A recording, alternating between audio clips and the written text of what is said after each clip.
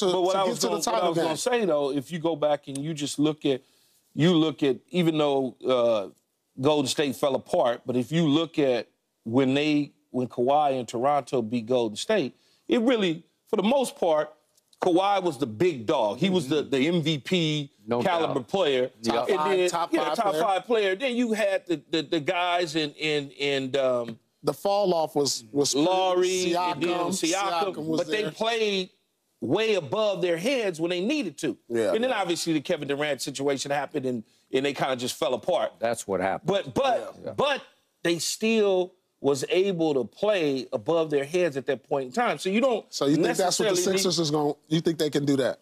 They're gonna have to. If they get to y'all, unless y'all play like y'all play when y'all losing. If your MVP caliber player is known for not stepping up in the biggest games when you need them, what's going to change? It's a different year. What changes? It is a different year. It's okay to be optimistic, but there's no threat. All right, so to your point, for the first 3 3.75 quarters of that game, Joel Embiid looked sorry to me. He looked out of shape, and he looked a little overweight, and he looked sluggish, and he looked like he's favoring his knee.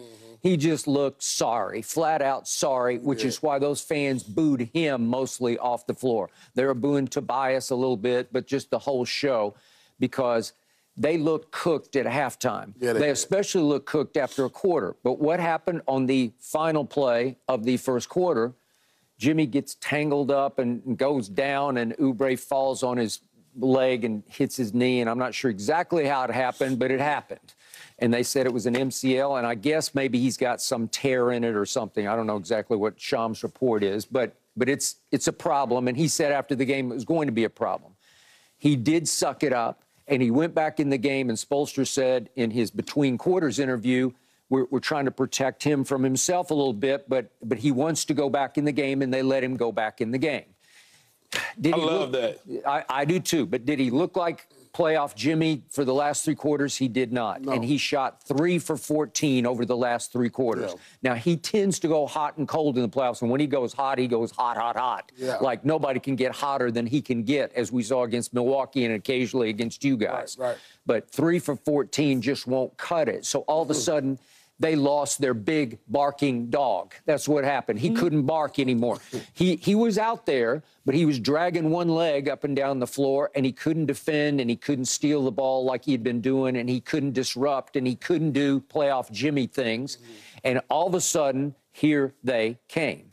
All right, so Nicholas Batum, I'm a big fan of his. He's been in this league for 16 years. He's played professional basketball for 18 years of his life, and he's only 35 years of age. And, Paul, he might be a lone exception to your French rule about no French player is a tough guy. I think he's pretty tough. I do think he might qualify. I didn't say no French players were tough. It's the perception. Okay, the perception. The perception of him. Well, my perception of him is that he's pretty tough. I'm not talking about back alley fight you tough, but I just think he's a tough defender who'll play both ends, and he's not afraid of anybody.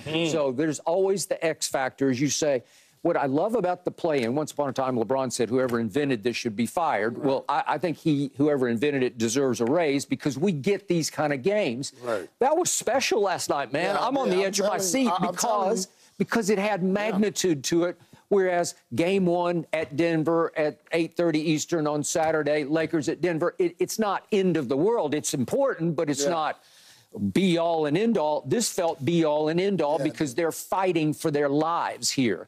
And they're fighting for the opportunity to get to you guys. This was a more exciting game than the Laker Pelicans game. I'm with you. I don't know why, but it just, and I'm not a Sixer fan, nor am I a Miami Heat fan, but it just felt because there was a defensive intensity. It was on both sides. On both sides. It was hard. It was like tooth and nail. It was hard to score. This is classic East Coast basketball, Eastern Conference basketball.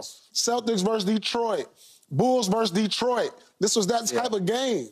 And so, to your point, it took Batum going crazy hot for him because he makes 5 threes in the third quarter and then 1 in the fourth quarter. And then that rebound put back with his left hand. It's just ridiculous. That was crazy. It was just ridiculous. I don't know how he got that. Okay. So you say he's an X factor, but the biggest X factor in the Eastern Conference playoffs is that big joker for, he's not the joker, he is a joker for the Sixers, and that's Joel Embiid. Because when I least expected it, and it starts with about 3 minutes left, 2:46, he gets fouled, and if we could see this riff of what is about to happen, was tough. he gets fouled. And one jumper. Okay, well, no, that was the first time he just got fouled and went to the free throw line. Let's see the riff of Joel points. He accounts for 11 straight points, and this is the greatest big man free throw shooter we've ever seen. What was he, 9 or 10? Yeah, he just doesn't miss. And then he comes down and drains that, shot it like it was a free throw. And this right here was devastating. He gets the rebound, and that's that one right there. That hurt. Yeah, that hurt. And he makes the free throw because he makes every free throw. And then he finds, guess who? Kelly Oubre on the backside of the zone. Jimmy's sort of ball watching a little bit. And he gets an and one. That's 11 quick points that he accounts for. And guess what? They go from down 3 to up 4. Right. And it was all MVP Embiid, right? I mean, he just took the game over for about, what? Well, really, the last 3 minutes. Yeah, about 3 minutes. Yeah. And then here comes Tyler Hero back down, and he's going pretty crazy hot. And guess what happens on his big shot at the end of the game that could have tied it? He has a shot to tie with 26 seconds left. If we could see the left-hand corner? No, Nicholas Batum with the defense. Look. Oh, yeah, the D. And he blocks it. And Batum blocks it. From behind. He jumps. He caught up to him. Batum's a long 6'8", you know, like he can defend. Right. And he tries hard. And here's my point about the Sixers. To me, they look a little better without James Harden. Would you agree? Yeah, I think they play got harder. better chemistry. They tend to like each other. The ball moves a little better. Tyrese and Oubre, I just like the feel of them. But the X factor is Joel, because you're exactly right. I don't know what he's going to do from night to night. And I told you I'd talk to a Philly source I've known forever. They had about another. Yeah. What's that? I was thinking they probably had another 5 seconds on the clock. Yeah. They could have lost that game. Yeah, but you know why? Because of the last play. I know my God. They kicked it out of bounds. Like, what the hell? But it actually was okay because there's only 0.3 left. So when you kick it out of bounds, it's going to eat the last 0.3. I mean, I thought Miami presented a formula on how you play the Sixers. Yeah. You know, they were gritty. They surrounded Joel Embiid, and trust me, the Knicks are watching this because the Knicks are just as gritty. They have just as gritty players and their coach, and they have a brilliant coach in Thibodeau. You know, he was our assistant coach on our championship team. He was. And, you know, that's just them going into that series versus the Knicks. This is going to be a bar fight series. It comes down to that Hartenstein or Robinson. I just don't think they can deal. If Joel's right, they can't deal with it. Well, I mean, I don't think they dealt with him versus Miami. They trapped him. They tripled him. They were trapping him the whole game. The whole game. Yeah. And he figured it out. He did. Well, you know, versus the Knicks, I think you could play him a little more straight up. Allow him, like, let's say, all right, let's allow him to get 30. Let's stop these other. Let's not let Batum get 20. Let's not let Maxey drive downhill. I'm okay with Joel Embiid being dominant on the inside because the more twos he takes and you force him to drive, that means the less threes they take and make. So he was 50% for three. He only shot 4 of them. I'm saying, but I'm saying, like, for a formula for Philly, like, they got bodies. The Knicks got bodies that you can throw at them. Force them to drive, trap him when you need to, but stay home because they got guys that can hurt you. But if you're throwing bodies at him and you using up them fouls, he ain't gonna do nothing but go to the free throw line and get his points that way. Twos is better than threes, I'll tell you that. Yeah, but if he getting and ones on you, them throwing threes. Maxey, Oubre is out here knocking down shots. That's when they're most dangerous. When he's opening up the floor, that's when they opened up the game. They opened up the game when he started passing to the open guys, and you started worrying so much about him. Look, simple pass, you know what? It was a simple pass right there to Oubre. You know why? Because when Embiid gets it, you know what the tendency is? The tendency is it's a sink on defense from your wings, and then you start ball watching when you get a guy. That's what Jimmy did. Yeah. You start ball watching, and then you take your eyes off your man, and that's when other guys get open. I'm saying you got to stay home on them other guys. So to your point, as I said yesterday, I'd talked to a longtime Sixers source I've known forever, and trust me, they don't trust that Joel will make it all the way unscathed through the playoffs because he doesn't, and he's coming off a scope surgery. It's not the end of the world. You've had them, and they're not the biggest deal, but he gets heavy and he doesn't stay in shape, and then something always seems to go wrong for him, whether it's a upset stomach or he pulls this or whatever. Y'all funny, man. Well, but it's been a long history. It's true. I understand. I get it.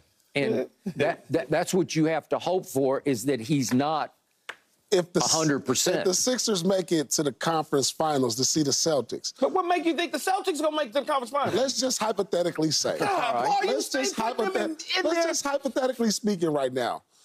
By the time Joel go through, let's say for the Knicks, that can go 6 or 7. So you got 6 or 7 games, a 6 or 7 game bar fight. Yeah. And then you got the next round. you know who it can potentially be Orlando or Indy, right? Do you know how much wear and tear is on your body by the time you get to the Eastern Conference Finals? I'm going in the Eastern Conference Finals with bruised knee, jammed toe. And I'm thinking, like, the way Joel is right now, he's not in the best shape because he just came back. Yeah. He's a little gimpy with his knee. Yep. Can he really make it through 2 series, tough series? By the time he get there, by the time he gets to the Eastern Conference Finals, he's going to be beat up. He's going to be beat up. Y'all going to be relaxed, huh? Because y'all going to just sweep everybody. No, I ain't saying that. But we got youth on our side. We got youth on our side.